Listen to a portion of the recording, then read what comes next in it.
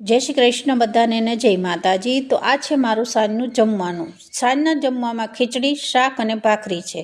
સૌથી પહેલાં આપણે તુવેરની દાળની ખીચડી બનાવવાની છે। તો 1 ચમચી જેટલું આપણે અહીંયા તુવેરની દાળ લીધી છે। હવે એની જ સાથે આપણે અત્યારે ચોખા લઈ લઈશું।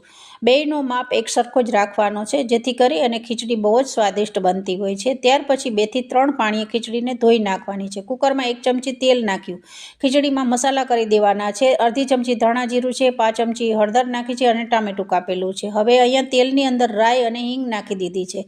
થોડું તતળી જાય ત્યાર પછી ડુંગળી નાખી દીધી છે। ડુંગળી થોડી લાલાશ પડતી થઈ ત્યાર પછી જે આપણે મસાલો કરીને ખીચડી રાખી છે એ ઉમેરી દેવાનું છે। સ્વાદ અનુસાર મીઠું નાખી દેવાનું છે। મીઠું નાખ્યા પછી આ રીતે 1 ગ્લાસ પાણી નાખ્યું છે। 3 થી 4 સીટીમાં આપણી ગરમા ગરમ ખીચડી તૈયાર થઈ જતી હોય છે।